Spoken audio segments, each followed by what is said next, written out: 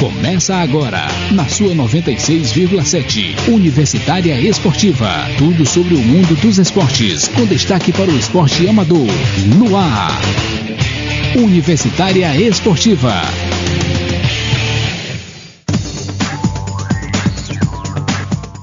Bom dia, ouvintes! Começamos mais um Universitária Esportiva. Hoje, segunda-feira, 20 de agosto, ao meu lado, Neila do Rego Monteiro. E ao meu lado, Emanuele Madeira. E no boletim esportivo de hoje, notícias dos nossos piauienses no judô, no badminton e, claro, na maratona do Rio de Janeiro. Cruz Nonata foi a melhor brasileira classificada. Então, vamos seguindo. E no Bola na Rede, as rodadas do final de semana, Flávio Meirelles comentando jogos da Copa Piauí que agora tem novo líder, e vamos falar também dos outros jogos. Teve campeonato brasileiro, teve campeonato russo, a gente teve campeonato francês, português, tudo isso pra vocês. Então fique na sintonia da 96,7 que o Universitário Esportivo está no ar. Era uma vez uma casca de banana. Veio a reciclagem e a transformou em adubo, que vira produção agrícola e até energia. Você tem um papel importante nessa história. Coloque os restos de alimentos e outros materiais orgânicos no lixo úmido, separados dos papéis, vidros, metais, plásticos e de todo o lixo seco. Isso facilita o trabalho dos catadores, gera empregos e poupa recursos naturais. Mude de atitude, separe o lixo e acerte na lata. Governo Federal. Apoio FM Universitária. Universitária Esportiva. Boletim esportivo. Vamos começar o nosso boletim falando de piauiense, porque o Campeonato Brasileiro Sub-20 aconteceu nesse fim de semana no ginásio do Tijuca Tênis Clube, no Rio de Janeiro. Campeonato de judô, gente. E o campeão de cada um dos 14 pesos olímpicos garantiu vaga na primeira seletiva nacional do Projeto Rio 2016, que vai começar nos primeiros meses do próximo ano. 6 piauienses disputaram o campeonato. Lilian Lopes, na categoria até 48 quilos, Josiane Fernandes, na categoria até 52 quilos, Antônio Fabrício Alves, na categoria até 60 quilos, Joesley Brito, na categoria até 66 quilos, João Batista Romero, na categoria até 73 quilos e Estael Torres, na categoria até 81 quilos. E desses judocas, o judoca Antônio Fabrício garantiu a medalha de ouro e a vaga para competir na primeira seletiva nacional do Projeto Rio 2016, e o João Batista Romero garantiu a medalha de bronze para o Piauí.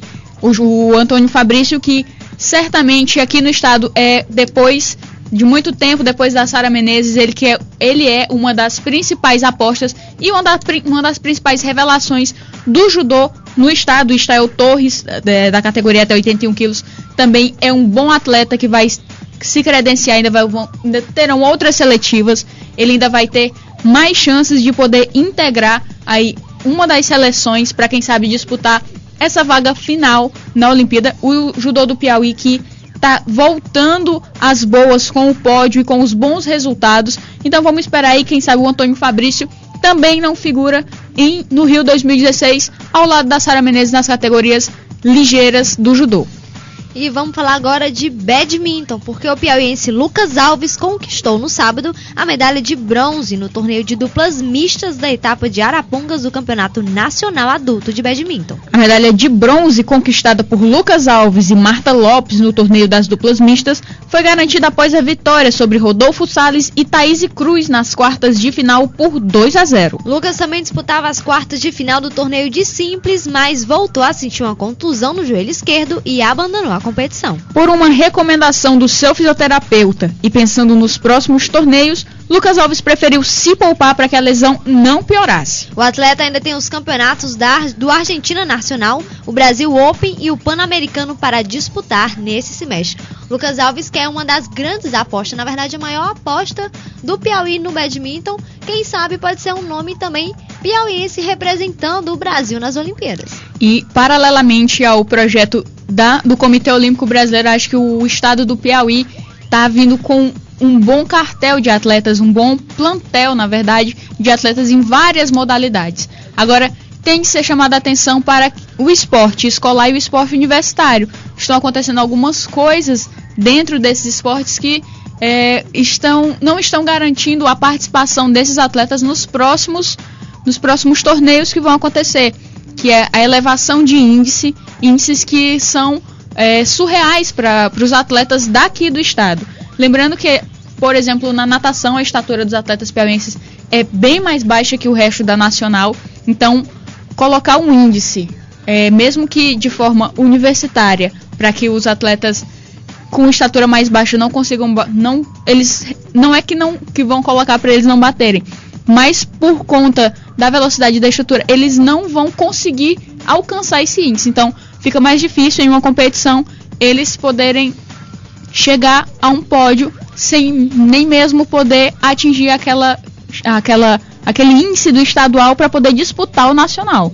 O esporte escolar aqui, não só aqui no Piauí, mas em todo o Brasil, ele não vem recebendo há muito tempo toda a atenção que deve ser feita, principalmente porque o esporte escolar é a base do que vai vir a ser a formação de grandes atletas que o Brasil pode fazer. E a discussão que está em voga ultimamente é dar apoio ao esporte escolar, principalmente ao esporte escolar, que é de onde saem os principais atletas, não para as delegações nem para os clubes, mas para as seleções de base, diretamente. Porque muitos não têm a idade necessária para conseguir jogar num time de vôlei, num time de handball. Então eles fazem o trabalho de base nas seleções e posteriormente eles são chamados para clubes. No entanto, se não tem um investimento, se esse atleta não tem um incentivo para poder praticar o esporte na escola, ele jamais conseguirá ser revelado de tal forma. E vamos seguir, vamos falar de mais piauiense. Vamos lá, porque como é de costume, a meia maratona do Rio de Janeiro foi dominada por atletas do Quênia, o país especializado nesse tipo de competição, assim como em 2011 os dois quenianos subiram ao lugar mais alto do pódio. No feminino, Pascalia Kipoet dominou a disputa desde o início para baixar em 3 minutos o recorde da prova, pertencente à compatriota Eunice Kiwa com 1 hora, 7 minutos e 17 milésimos cravados. E como é de costume, a piauiense Cruz Nonata da Silva chegou na 4ª colocação e foi a melhor brasileira na prova com um tempo de 1 hora, 15 minutos e 36 segundos. Já no masculino, Wilson Eurupe Loianai bateu o atual campeão Mark Cori em duelo acirrado até os metros finais da disputa. A diferença entre os dois foi de apenas 4 segundos. O atleta, porém, ficou 13 segundos acima do atual recorde, que é de 1 hora, 1 minuto e 46 segundos, pertencente ao próprio Coir. O pódio contou ainda com 2 brasileiros, Solonei Rocha da Silva, 3º colocado, e Giovanni dos Santos, dono do 4º posto. Foi a melhor exibição de Solonei em uma meia maratona. E a Cruz Nonata, mais uma vez sendo a melhor brasileira colocada nas maratonas disputadas nacionalmente. Então, realmente faltou um pouquinho de sorte para que ela conseguisse as vagas nos 10 mil e 5 mil metros das Olimpíadas, mas ainda temos aí as seletivas, ainda vamos ter Rio 2016 e certamente ela vai estar nas competições. E vamos falar agora de MMA, porque teve MMA esse final de semana. Teve disputa de cinturão no Strike Force feminino e mais uma vez Ronda Rousey segue dominando no mundo do MMA feminino. A atual musa da modalidade campeã peso galo do Strike Force, a norte-americana finalizou a canadense Sarah Kaufman em apenas 55 segundos e manteve o cinturão sem problemas na noite de sábado em evento realizado nos Estados Unidos. A vitória foi decretada por chave de braço perfeito. Cartel profissional de Ronda agora composto por 6 vitórias em 6 lutas e todas pelo mesmo golpe. Após o combate, a campeã imediatamente desafiou a brasileira Cris Borg, a ex-detentora do título peso-pena e atualmente afastada por doping. A lutadora canadense concedeu entrevista à imprensa americana, afirmando estar envergonhada por não ter conseguido mostrar seu melhor durante sua performance no octógono de San Diego. Aos 26 anos, a ex-campeã Sarah Kaufman tem 17 lutas e apenas 2 derrotas em sua carreira. Foi uma luta incrível, as duas lutaram muito bem. A gente já viu no começo da luta uma boa trocação, elas indo muito pra cima, mas na hora que a Ronda colocou pra baixo, dominou, a gente sabia, não tinha como, ia ser complicado a Sarah conseguir sair. Ainda se embolaram um pouquinho, mas na hora que a Rousey puxou o braço, a gente sabia, era certo. Ela é muito perigosa. Pra Kaufman bater, ela bateu ótima luta, tá aí a Ronda Rousey mais uma vez mostrando que é uma das mais fortes lutadoras de MMA da atualidade. A gente tinha, claro, a brasileira Cris Borg, que acabou sendo pega no doping, era dona do cinturão, acabou perdendo esse cinturão que ficou aberto. E já que a Ronda Rousey já bateu todas as grandes lutadoras, já que o MMA feminino ainda é uma categoria que ainda cresce, não tem muitas lutadoras participando, ainda mais no Strikeforce. Então vamos ver se a Cris volta. Quando ela voltar, se acontece essa luta entre as duas. Seria uma ótima luta.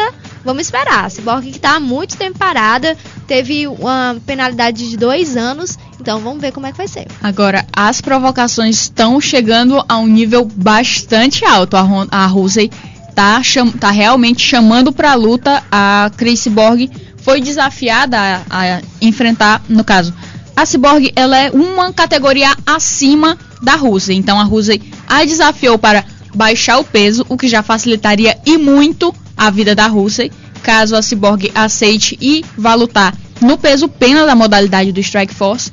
E a Cyborg, quem acompanha sabe que a Cyborg não é um péssimo páreo não, e mesmo ela baixando bastante de peso, vai dar muito trabalho para a Rousey.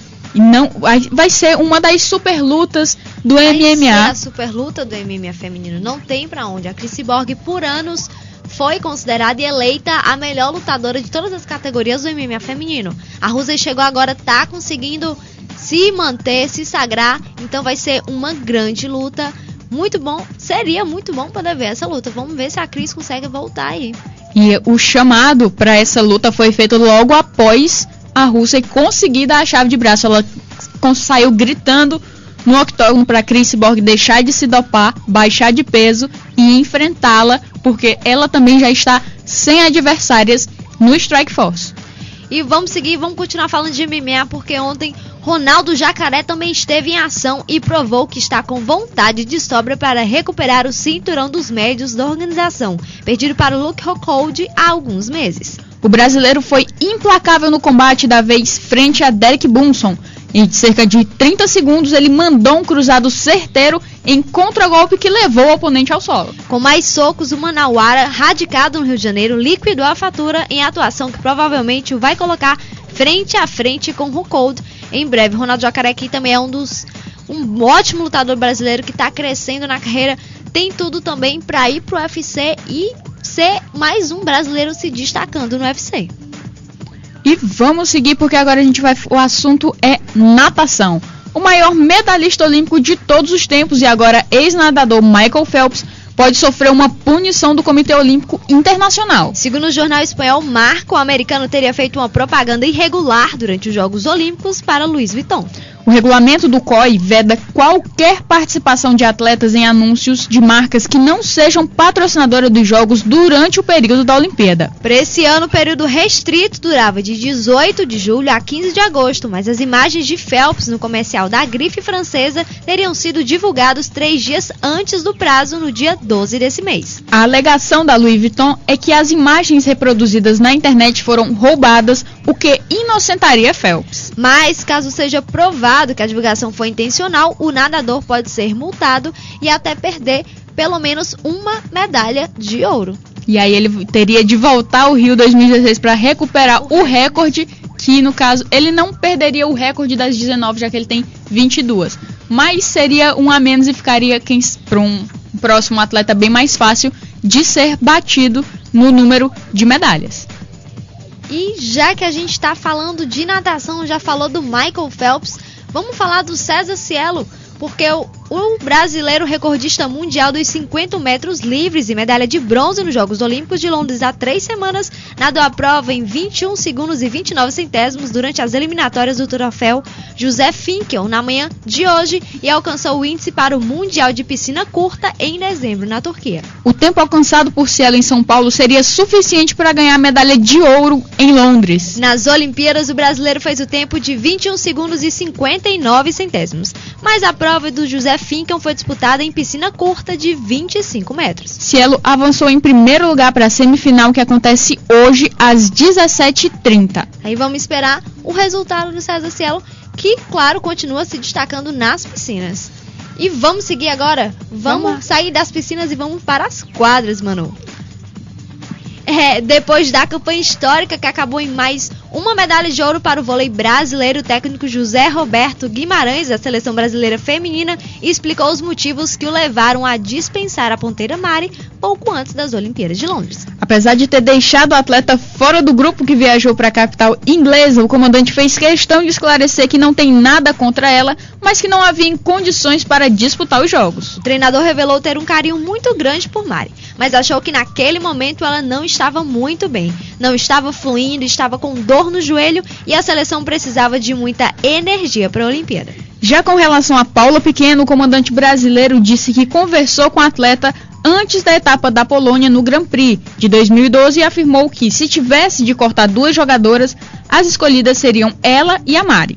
Assim, o treinador mostrou que a atacante deveria aproveitar a chance. Ao ser questionado sobre a possibilidade dos cortes terem influenciado um início ruim na Olimpíada e sobre as críticas por parte da mídia, Zé Roberto foi categórico e colocou a pressão inicial e as críticas como o principal fator do início ruim da seleção.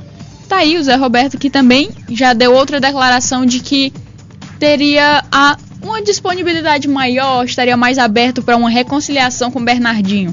Para quem não sabe ou nem não entendeu a relação, ele e o Bernardinho se estranharam alguns anos atrás por conta da Fernanda Venturini pedir a opinião do Zé Roberto quanto aos treinamentos, enquanto o Bernardinho era técnico da seleção masculina, o Zé Roberto Guimarães era o técnico da seleção feminina, e ela levava os vídeos dos treinamentos para o Bernardinho analisar. O Bernardinho, que é marido da Fernanda Venturini. Ele deu algumas opiniões a respeito do treino e não foi bem interpretado pelo Zé Roberto e causou aí uma discussão entre os dois técnicos do vôlei, das seleções de vôlei do Brasil. E vamos seguir porque a Seleção Brasileira Feminina de Flag Football 5x5 encerrou sua participação na Copa do Mundo da modalidade no sábado com uma vitória, um empate e uma derrota. Os resultados deixaram a equipe na 10ª posição do campeonato, deixando para trás Itália e Panamá. O sábado começou com a derrota brasileira para a Dinamarca por 25-12. Depois o Brasil conseguiu sua segunda vitória na competição, novamente contra o Panamá por 21-13. Para fechar sua participação, a equipe empatou com a Itália pelo placar de 6-6. Resultado que deixou as brasileiras na frente das italianas por causa do número de pontos marcados nessa fase da competição, 39-33. A seleção, que já tinha começado muito mal no primeiro dia, tinha sido derrotada nos três jogos que e feito só 3 pontinhos com diferença de 40 pontos por aí. Então tá aí, pelo menos o sábado foi feliz. Mas se ressaltar que o flag football brasileiro entrou realmente para disputar a Liga Internacional. Então isso já é um salto muito positivo. As meninas, que é o primeiro ano delas, e elas já conseguiram um 10º lugar com todos os países disputando a Liga Internacional sem incentivo, como já é de costume, principalmente para uma modalidade feminina que não é muito comum no Brasil. É um excelente resultado. Então vamos esperar que nos próximos campeonatos de flag football 5x5 o Brasil figure bem melhor, até porque as meninas ganharam uma experiência muito grande nesse primeiro campeonato.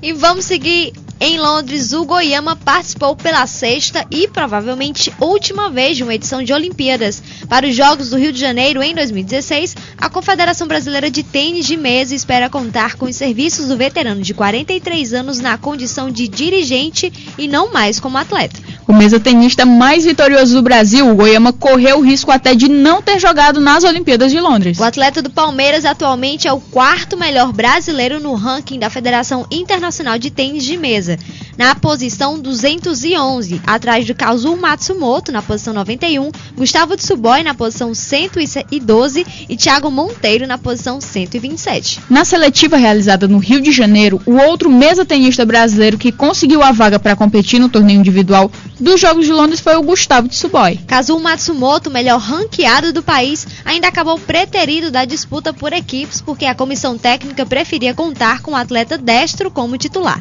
Thiago Monteiro foi o escolhido. Apesar do time brasileiro ser somente o 23º no ranking mundial, o presidente da Confederação Brasileira de Tênis de Mesa confia nas ascensões de Tsuboi, Matsumoto, Monteiro e de outros seguidores do Oyama até uma medalha no Rio 2016. A julgar pelo desempenho brasileiro em Londres, contudo, as projeções são desanimadoras. O Goiama e Gustavo Tsuboi foram eliminados logo na primeira rodada. Para o tênis de mesa feminino, são esperadas conquistas em longo prazo. A equipe feminina é muito jovem e o desnível técnico em relação ao resto do mundo é maior entre as mulheres, mas foi importante pegar experiência nas Olimpíadas. As mulheres que foram um pouquinho à frente dos homens no tênis de mesa, os homens que foram eliminados já na primeira rodada, elas, se eu não me engano, conseguiram ainda passar por até a terceira rodada do tênis de mesa.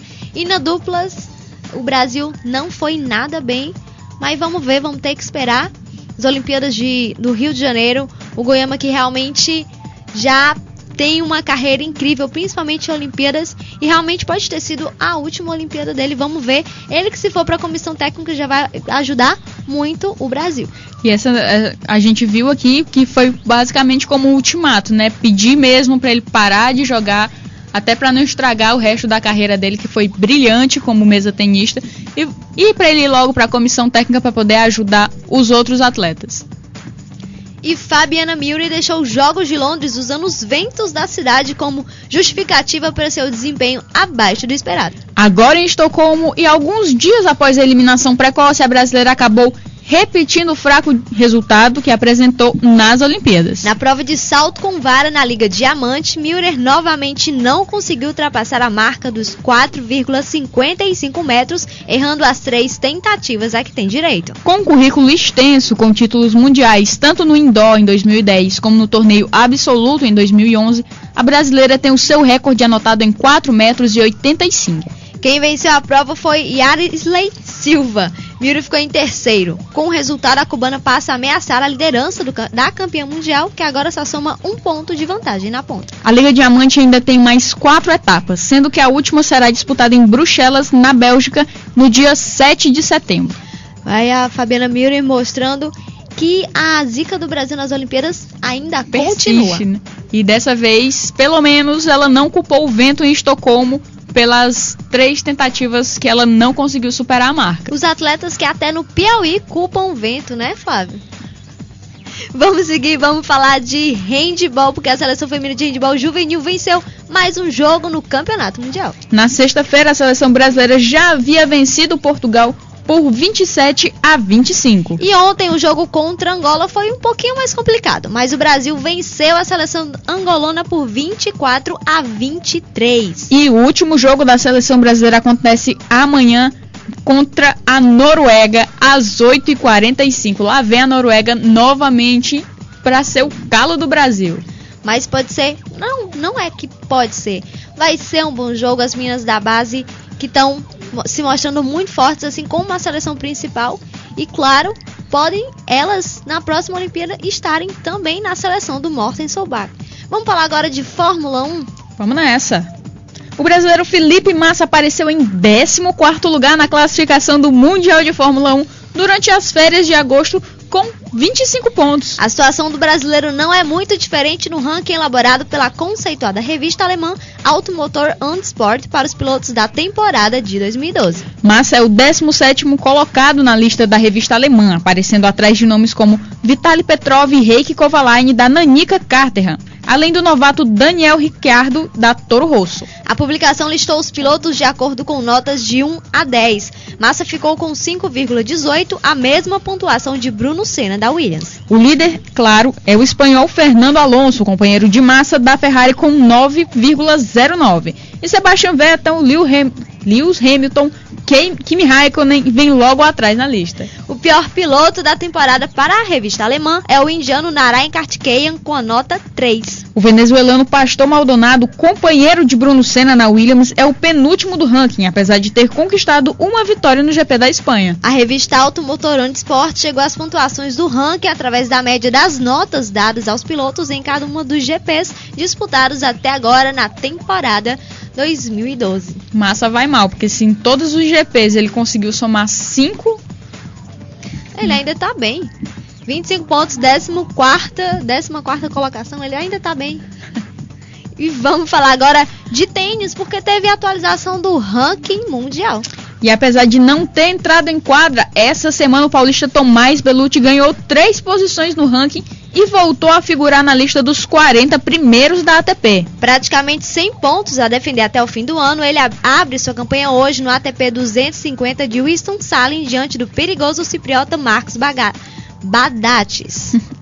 Para esclarar a lista mesmo sem jogar, o brasileiro contou com as quedas do finlandês Jarkko Niemi, do argentino Dalvin Nabandyan e do francês Gael Monfils. Esse último afastado das quadras desde o fim de maio e já com a ausência garantida no US Open. Curiosamente, quem figura logo acima de Bellucci no ranking dessa semana é Badatis, seu primeiro adversário. Outro que também subiu 3 postos sem disputar uma partida foi o paulista João Feijão Souza, o atual número 4 do Brasil, que agora aparece como o número 156 do ranking. Além de Bellucci, ele também está atrás do paulista Rogério Silva, o atual 112 do mundo, e do Rio Pretense Thiago Alves, que assim como Rogerinho manteve sua posição e é o número 137 na lista. Mais 2 nomes brasileiros fecham a lista dos top 200 do país: os experientes Júlio Silva e Ricardo Melo. O tenista de Jundiaí ocupa a posição 174, ao passo que o canhoto de Campinas aparece na posição 168. Um pouco mais abaixo no ranking, um destaque positivo é o pernambucano José Pereira, que disparou 53 posições e agora está na posição 419, se aproximou de igualar sua melhor marca da carreira. Em contrapartida, quem não tem o que comemorar é o paulista Ricardo Rosevar, que despencou 23 colocações e agora é o número 322. O Brasil, que aos poucos, mas está crescendo no tênis. Os brasileiros, de pouquinho em pouquinho, vão se destacando nos ATPs. Claro. Com certeza, entre os top 500 nós temos 6. Tomás muito Bellucci, bem divididos, né? O Tomás Bellucci, que tá tentando, claro, crescer ainda mais no ATP. Não fez uma boa Olimpíada, mas tem bons resultados no pré-olímpico e tá querendo seguir também com esses bons resultados. E quem sabe aí pro próximo Pan-Americano a gente já não tem uma melhora da posição dos brasileiros nesses rankings da ATP até lá. E, posteriormente, claro, a gente espera uma maior participação, uma participação bem mais efetiva dos brasileiros no Rio 2016, que vai ser uma pressão muito grande para cima de todos os competidores da casa, até porque após Londres e após o retrospecto em Pequim, nenhum brasileiro está esperando nada menos do que as 30 medalhas que foram minimamente objetivadas pelo Comitê Olímpico Internacional e pelo Comitê Olímpico Brasileiro, uma estimativa feita ainda por conta dos retrospectos, principalmente da Grã-Bretanha nos Jogos de Londres. Vamos ver como é que vai ficar essa situação aqui no Brasil com a delegação brasileira. E Universitária Esportiva volta já.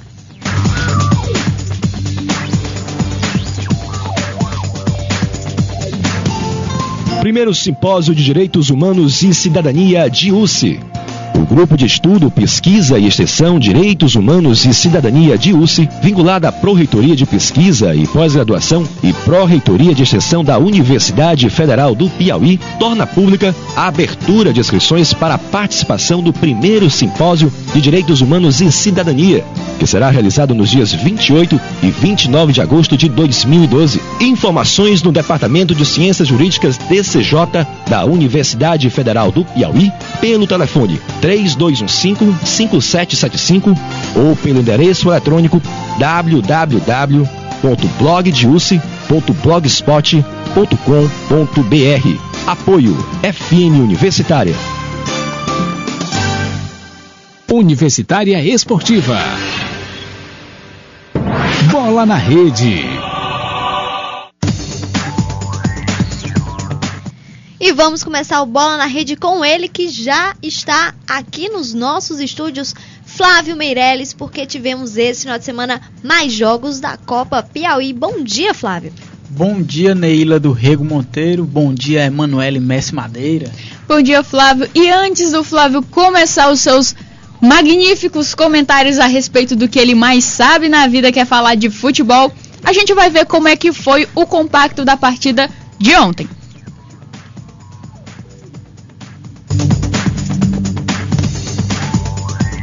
E nesse final de semana tivemos mais uma edição de Rivengo, o maior clássico do futebol piauiense. Os times entraram em campo para disputar a liderança da Copa Piauí. E quem se deu melhor em campo foi o River, que garantiu a vitória por 1-0 e ficou com a liderança. O gol não poderia deixar de ter a sua polêmica para os torcedores que reclamaram de impedimento. Em lançamento, a bola resvalou no zagueiro do Flamengo e sobrou na frente para Camar entrar na área e tocar de lado para Crislan, que acompanhava a jogada e somente empurrou para o fundo do gol.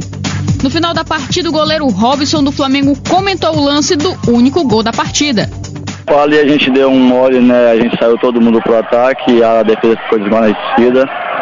E ele foi fatal para esse gol aí. Mas a gente teve o domínio do jogo, mas só dominar o jogo não é vitória, né? Eles fizeram o gol e estão de parabéns pela vitória deles.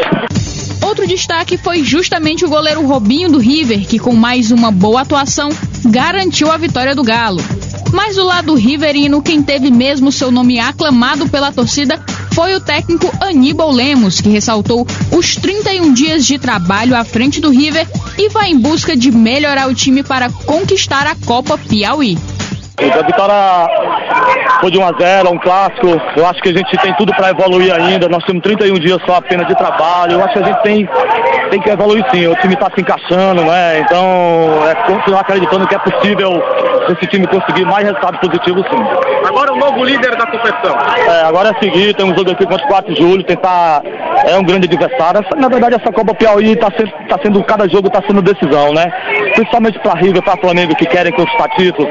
Acho que tem que encarar dessa maneira. Então foi um grande jogo e agora é continuar acreditando que é possível se melhorar. Mas enquanto do lado do River o assunto é a liderança, do lado do Flamengo o assunto mais comentado foi a possível transferência do técnico Oliveira Canidé para o Guarani de Sobral, o time que disputa a Série C do Campeonato Brasileiro.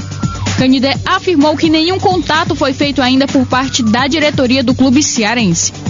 Não conversei com ninguém, não acertei com ninguém, não ouvi ninguém, entendeu? Inclusive meu celular eu liguei nesse instante, passou o tempo todo desligado para ninguém me falar comigo durante o dia de hoje, entendeu? Ontem eu também não conversei com ninguém. O que eu sei é do desejo de alguns, né, que da cidade, pessoal da cidade, muitos querem, mas isso aí é uma coisa que vem de diretoria, não é só de torcedor. Então eu estou na expectativa do que vai acontecer, mas eu não conversei com ninguém quanto à minha saída. No final das contas, o River é o líder da competição, o time do 4 de julho assume a segunda colocação e o time do Flamengo cai para terceiro lugar. 96,7 Universitária Esportiva. E agora sim, vamos com ele, Flávio Meirelles. Pode iniciar o seu repertório magnífico de piadas e comentários, Flávio. Pois é, pessoal, ontem como a matéria aí deu, tivemos mais uma edição do Rivengo com uma grande vitória do River nessa terceira rodada da Copa Piauí. Uma partida que foi um grande resultado para o River, que além de ter vencido, chegou à liderança isolada da competição e que contou com mais uma amostra de como o Aníbal sabe montar equipes. Foi o Aníbal que montou o 4 de julho finalista dos 2 turnos no Campeonato Piauiense de 2009. Foi o Aníbal que montou o Comercial finalista e campeão do Campeonato Piauiense de 2010. Foi o Aníbal que montou o Comercial finalista do Campeonato Piauiense de 2011. E foi o Aníbal que montou o Parnaíba, que foi campeão piauiense desse ano. Só que ele não ficou até o fim, foi o Paulo Moroni que levou o time, conduziu o time ao título. Aníbal montou esse time aí, teve um mês para montar essa equipe do River, montou uma equipe muito boa e peças que ele trouxe fizeram uma grande partida ontem. No caso do Robinho, que o primeiro tempo praticamente não foi exigido, mas quando foi exigido 2 vezes foi muito bem. No segundo tempo, na hora do abafa, também fez grandes defesas. Pouca gente fala, ou pouca gente percebeu, mas ontem o Fabiano, lateral esquerdo, que o Aníbal trouxe do Picos, jogou demais. Dos pés dele poderiam ter saído pelo menos 2 gols. Foi dele o primeiro lance de perigo do River, foi dele o cruzamento pro Leandro, que sozinho dentro da pequena área perdeu o gol, e foi dele um cruzamento pro Camar, que também sozinho dentro da pequena área perdeu um gol feito. Jogou muito. E outro que jogou muito, que vinha jogando, que já tinha jogado muito contra o Piauí, que é o Jó, que a frente ali da zaga dá uma sustentação incrível, uma liderança muito grande, que talvez era algo que faltasse ao River, um técnico dentro de campo. E é isso que é o Jó hoje nessa equipe do River, que ainda teve também o Crislan, o carrasco do Flamengo, não fez gol no primeiro jogo, mas tinha feito um gol no primeiro jogo no Campeonato Piauiense. No Campeonato Piauiense, o primeiro Rivengo, o Crislan chegou a fazer um gol de bicicleta, mas foi anulado por impedimento. No segundo jogo, ele começou no banco, entrou no decorrer da partida e arrebentou, fez gol, sofreu pênalti, o diabo a quatro. E ontem foi dele o gol que deu a vitória e a liderança da competição ao River. Grande resultado do River e primeira derrota desse Flamengo, que apesar do revés, é um time aí que muito provavelmente vai brigar até o fim aí por esse título e por uma vaga na Copa do Brasil do ano que vem. Agora, Flávio, visivelmente o Flamengo tá com muitos problemas no ataque. O Ítalo e o Luiz Henrique, que saíram do time, estão fazendo bastante falta pro time.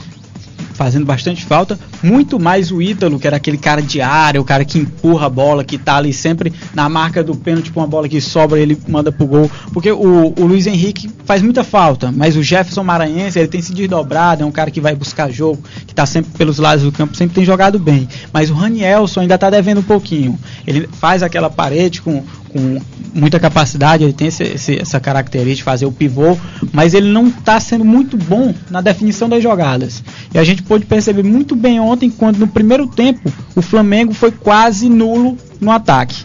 No segundo tempo não, o Oliveira Canindé chamou o time, deu uma bronca no vestiário, o time jogou muito melhor na segunda etapa, mas o primeiro tempo o setor ofensivo do Flamengo foi praticamente nulo. No segundo tempo não, até porque o River já tradicionalmente cai um pouco de rendimento na segunda etapa. O Flamengo foi para cima porque precisava ir para cima, estava perdendo, mas o jogo ainda ficou equilibrado, mas com um Flamengo um pouco superior. Ontem tivemos a estreia do Marcos Portugal, um atacante de lado de campo, mas não é ainda aquele centroavante, um cara para substituir de fato o Ítalo, que realmente faz muita falta, foi o artilheiro do Flamengo no Campeonato Piauiense, e é uma peça realmente que está em falta. Talvez a diretoria do Flamengo ainda esteja à procura de alguém. De bastidores a gente ainda não sabe de nada, até porque o pessoal do Flamengo confia muito no Ranielson. Talvez ele esteja passando só por uma fase difícil. Ainda está devendo o Ranielson, mas o resto do time foi até bem, especialmente no segundo tempo. No primeiro tempo foi bem difícil ver o Flamengo ser encurralado, encaixotado pelo River, que jogou muito bem a primeira etapa. Já falamos de destaques do River, vamos falar um pouquinho também o Marcos Vinícius, que chegou no Flamengo, fez um excelente primeiro jogo dele, fez os dois gols da vitória de 3-1 contra o Comercial, e nesse jogo também se destaca um pouquinho, ele tá realmente ajudando o time. Marcos Vinícius é um jogador experiente, jogou em grandes clubes do Nordeste, jogou no Fortaleza, já passou pelo Icasa, já passou pelo Bahia, já passou pelo futebol pernambucano, ele tem Santa Cruz, ele tem uma caixa, tem uma experiência muito grande. E o Oliveira Canindé, antes da competição, ele tinha dito, quando a gente tiver à disposição o Cleiton Cearense para lateral esquerda, tiver o Marcos Vinícius, tiver o Jefferson podendo jogar bem, esse time vai render e vai render muito. Rendeu muito no jogo contra o Comercial, que é um time que nessa competição é um dos times mais fracos, até pela saída de diversos jogadores. Mas ontem ficou devendo um pouquinho o Marcos Vinícius, principalmente no aspecto defensivo. Boa parte, aliás, praticamente todas as jogadas ofensivas do River aconteceram pelo lado esquerdo do River, lado direito do Flamengo, que é onde o Marcos Vinícius atua. Aquela parte defensiva dele foi uma avenida e até por isso, o Fabiano jogou tão bem quanto jogou ontem. No segundo tempo ele acabou saindo, deu lugar ao Jorginho, que é outra contratação para a temporada, mas o panorama permaneceu mesmo. Ontem o Marcos Vinícius ficou devendo um pouquinho. E o Cleiton Cearense na ala esquerda devendo muito mais, porque na primeira partida ele já tinha jogado de um nível regular. Ontem o Cleiton foi muito discreto e o Flamengo, como ele se estrutura em campo, ele depende muito de seus laterais, até porque não tem um meio de campo muito criativo. O Darlan é muito mais um ponta de lança do que um armador, aquele armador à moda antiga, um camisa 10 clássico. É um ótimo jogador o Darlan, que inclusive tem muita moral com o Canindé, barrou o Flavinho, que foi titular no Campeonato Piauiense. Inclusive eu perguntei pro Canindé, por que a opção pelo Darlan ao invés do Flavinho? Ele falou, Flávio, eu não tenho como tirar o Darlan, porque o Darlan entrou e está arrebentando e é um dos melhores jogadores do time. Daí você tira a confiança que o Oliveira tem no Darlan. Mas se o Darlan está jogando bem no meio, os laterais ainda estão devendo ou ficaram devendo nessa partida, especialmente contra o River.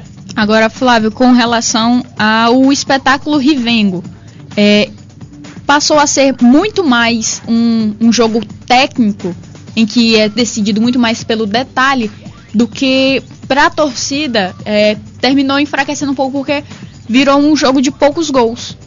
Exatamente, é um jogo... Todos os grandes clássicos, eles têm isso agora, né? A exceção dos clássicos cariocas, são quase sempre abertos, mas os grandes clássicos do futebol brasileiro, em geral, eles são muito, muito definidos na estratégia. São jogos de xadrez, praticamente. E ontem, falando nisso, na partida decidida no detalhe, ontem o gol do River saiu de um tiro de meta que o Robinho bateu, o Crislan subiu com o Zusa, ninguém tocou na bola, a bola sobrou pro Camar, livre nas costas da zaga, invadir a área e só rolar a bola pro Crislan empurrar pro gol. E o Oliveira destacou isso. Não posso deixar o atacante mais alto do River subir com o meu meio-campista, meu marcador mais baixo. E foi exatamente o que aconteceu. Nesse detalhe aí, dessa falha de marcação, nesse lance, foi decidido o clássico. É um clássico de poucos gols?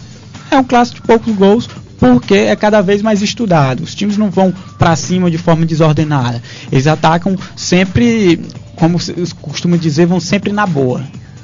Lembrando que esse foi o terceiro Rivengo do ano e o primeiro com vitória. Exatamente, no primeiro Rivengo do ano a gente teve aquele que foi o Rivengo com o maior público. A gente teve, inclusive, o maior público do futebol piauiense nessa temporada, só o futebol piauiense. Foi 1-1, depois teve no segundo turno do Campeonato Piauiense um 2-2 e ontem essa primeira vitória. Pode ser que a gente encontre aí, aliás, teremos pelo menos mais um Rivengo, ou da segunda metade da competição, e se depender do desempenho do que esses times têm jogado, podemos ter inclusive um Rivengo na final da competição. E vamos falar agora do jogo que teve sábado lá na Arena Itacoatiara. Flávio Meirelles vai comentar o jogo agora. Justamente no sábado nós tivemos na Arena Itacoatiara o 4 de julho vencendo o Piauí por 2-0 com gols de Pretinho e Rivelino, e o time do 4 de julho subindo aí, naquela oportunidade ele tinha subido para a segunda colocação de forma provisória. Com a vitória ontem do River, o time voltou a cair, ficou na terceira colocação, mas está muito bem. O River é o líder, tem 7 pontos, 4 de julho e o Flamengo estão empatados com 6 pontos. Tá muito bem, até porque o quarto, o quinto e o sexto colocado tem apenas 1 ponto, são 5 pontos de diferença. Isso já faz, essa gordurinha que o 4 de julho vai adquirindo é muito bom.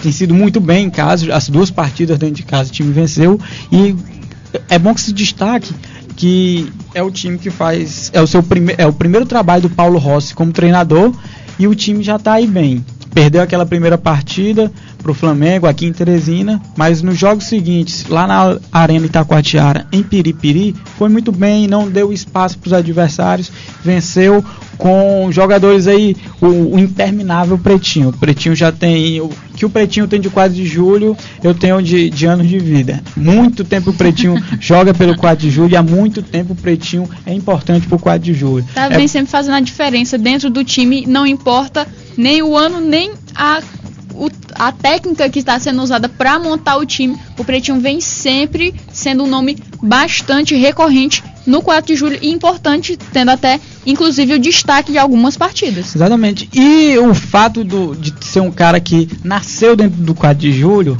dá a ele uma identificação com a torcida, com o time, com comissão técnica, é um dos líderes do time e vai conduzindo ele aí para uma classificação aí para a segunda fase da Copa Piauí. Vamos lembrar aqui que essa vitória do 4 de julho não foi uma vitória sobre qualquer equipe. Foi a vitória sobre o Piauí, o time que melhor se reforçou, teoricamente, melhor se reforçou para a competição. Contratou muita gente, foram 12 contratações, mas é um time que em campo ainda não conseguiu mostrar o que muita gente esperava. Eu, principalmente, que coloquei o Piauí como principal favorito. O time teve mudanças aí, o Marcão mudou meio time para a partida contra o 4 de julho. Primeiro tempo foi um primeiro tempo mais equilibrado, embora o Piauí ainda tem o problema de ficar ressentindo de não ter um meia o meia 10, o clássico, o cara que bota o atacante na cara do gol, o cara que diminui o ritmo da partida quando tem que acalmar, o cara que acelera quando tem que acelerar. Se ainda tá com um problema nisso, o Marcão tá tentando, tá mexendo peças. O Marcão, inclusive, que muitas especulações dão conta de que o Marcão está na Berlinda, no Piauí. E, inclusive, ontem no estádio, muita gente comentando que o Marcão tinha caído do comando técnico do Piauí. Eu conversei agora há pouco, tem 20, 30 minutos, com o Jacob Júnior, que é o supervisor de futebol do Piauí, e ele negou que o Marcão esteja de saída. Disse que o Marcão permanece prestigiado pela diretoria e continua firme e forte à frente do enxugarrado. Estava analisando esse time do Piauí, como você já falou, o time do Piauí foi o que melhor se preparou para o campeonato, e não com qualquer jogador, foi vários excelentes jogadores, muitos destaques no campeonato piauiense. A gente pode esperar uma reação do Piauí? Olha, se a gente vai ver essa reação, eu não sei, mas o Piauí tem que reagir o quanto antes. Já foram 3 rodadas, são 3 rodadas sem vitórias. Como eu disse, o 4 de julho, o Flamengo e o River já deram essa escapulida aí. O time tem que reagir o quanto antes, ou então vai ficar a ver navios depois de ter feito um grande investimento aí trazendo. Trouxeram o Zé Rodrigues, foi o artilheiro da competição, o Barata, que era o melhor lateral direito do campeonato do futebol piauiense, João Gabriel para lateral esquerda, trouxeram o Índio, que já brilhou no Piauí, o Jonas, que foi um dos bons jogadores do estadual, ou seja, foram grandes contratações. Praticamente montou uma seleção do campeonato piauiense. Exatamente, com destaques especialmente do comercial, mas em campo ainda não tem rendido, e principalmente esses jogadores que vieram depois. Por exemplo, o Rodrigo continua jogando muito bem no gol, mas o Barata na lateral direita ainda não rendeu, e inclusive no jogo contra o 4 de julho foi pro banco de reservas. Entrou durante o segundo tempo, mas estava no banco de reservas. O Zé Rodrigues, que foi contratado para resolver todo e qualquer problema na frente, para ser o artilheiro que foi no comercial e que foi em todos os clubes por que passou, foi pro banco no jogo contra o 4 de julho. Ficou no banco, foi o boiadeiro que foi titular. Ou seja, com o Marcão, apesar de terem vindo medalhões, digamos assim, se não estiver rendendo, o Marcão bota no banco. Até porque você jogar pro banco um jogador muito importante, que não está rendendo, tem uma importância diferente. Porque o jogador, ele sente, fica com brilho, mexeu com o brilho do jogador, e às vezes quando volta por cima. Isso a gente vê no futebol nacional, vê no futebol internacional. Quando o Dorival era técnico do Santos, ele botou o Neymar no banco. Deixou o Neymar umas 2 ou 3 vezes no banco. O Neymar voltou arrebentando, esculhambando, jogando muito. Às vezes o banco aí pro Zé Rodrigues, o banco pro Barata, o banco pro João Gabriel, que também foi o banco que jogou Foldida na lateral esquerda. Às vezes isso pode dar um choque de realidade no elenco, e o elenco trabalhar mais e já dar a resposta aí nessa próxima rodada da Copa Piauí. Agora, só mais um detalhe, Flávio Meirelles. Ontem também um nome muito citado, pelo menos ali nas cadeiras reservadas à imprensa, foi o nome do técnico Nivaldo Lancuna. Flávio, que mistério é esse? O Nivaldo Lancuna era especulado nessa rádio calçada que a gente costuma falar, no Piauí, caso o Marcão tivesse sido demitido. O Nivaldo Lancuna, para quem não lembra, foi técnico do River aí no começo dos anos 2000, fez um relativo sucesso no futebol piauiense, mas para mim, uma possível contratação do Nivaldo Lancuna é voltar um pouquinho no tempo. Eu sempre digo isso, os dirigentes de futebol no Piauí, no Brasil, eles são muito pouco criativos, que recorrem sempre a soluções antigas para os problemas de ontem, de hoje e de amanhã. Acho que você tem que procurar. Demoraram muito tempo para dar espaço para o Aníbal, e o Aníbal sempre à disposição dos clubes piauienses. Quando o Aníbal teve alguém prestigiou, quando teve a chance, o Aníbal vem se mostrando aí um grande técnico de futebol piauiense há muito tempo.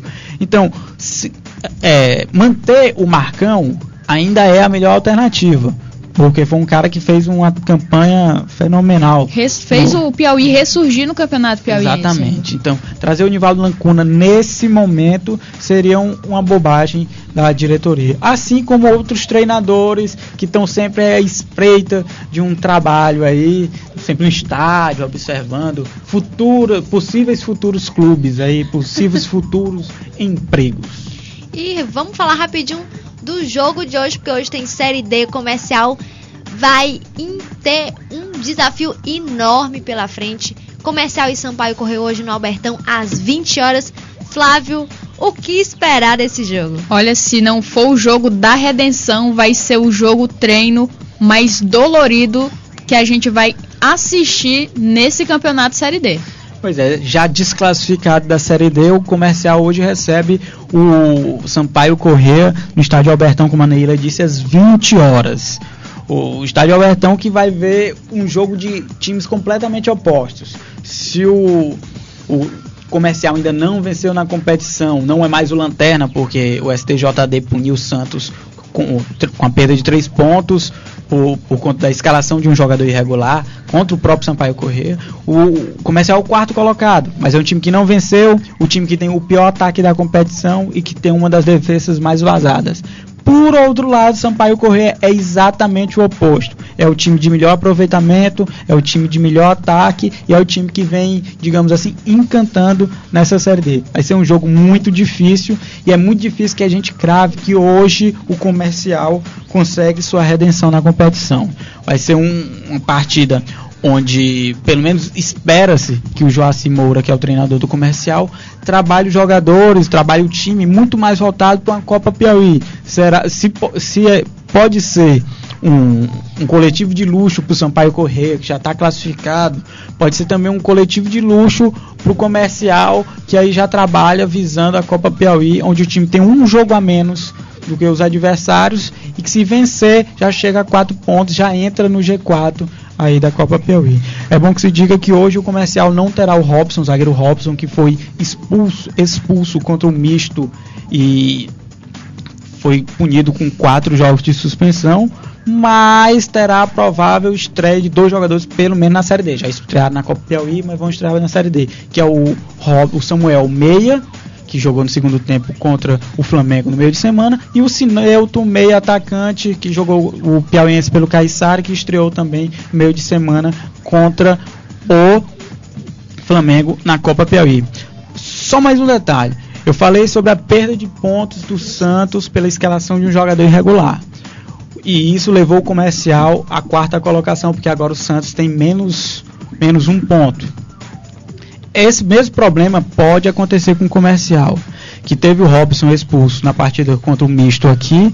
O Robson cumpriu seu jogo de suspensão automática contra o Santos e depois foi enfrentar o misto e escalou o Robson. Só que o Robson tinha sido julgado pelo STJD, punido com 4 partidas de suspensão. Ele não cumpriu as 4, cumpriu sua automática e jogou uma partida já depois do veredito. Pode ser que o Comercial, se o STJD e os clubes se atentarem para o fato, o Comercial deve perder pelo menos 3 pontos aí por conta dessa situação.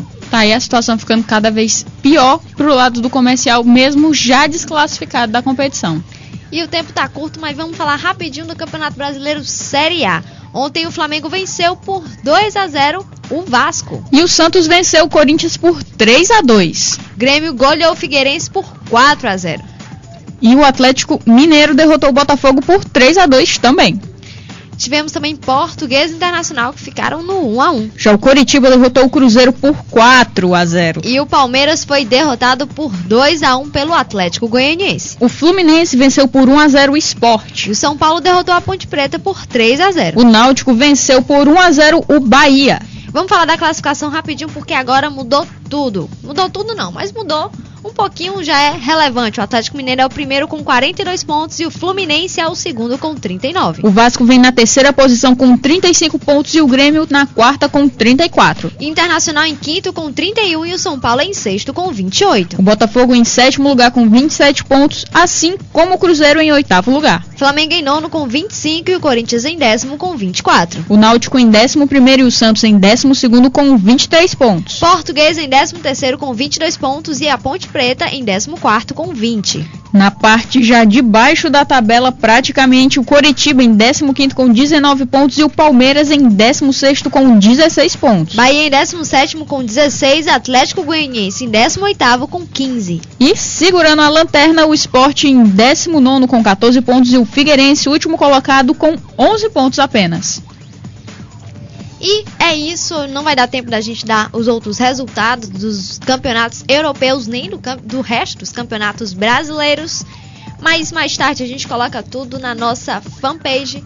E é isso, o programa de hoje chegou ao fim, um programa apresentado por Emanuele Madeira e Neila do Rego Monteiro, com os comentários de Flávio Meirelles, Universitária Esportiva, que é uma realização da FM Universitária 96,7. Direção geral do professor Paulo Vilhena, trabalhos técnicos de Ricardo Souza e produção de Naira Macedo. E aqui o Flávio, que recebeu uma ligação aqui, disse que é o Abné Júnior pedindo um abraço. Abné, grande abraço para você, de toda a equipe do Universitária Esportiva. Um beijo especial também para Bel Villanova, a nova jornalista no mercado que está se formando essa semana. Bel, beijão enorme. E é isso, amanhã a gente está de volta às 11 horas, então sintonize na FM Universitária 96,7 ou acesse nosso site, www.universitariaesportiva.com.br. Muito obrigada pela audiência e continuem com a nossa programação.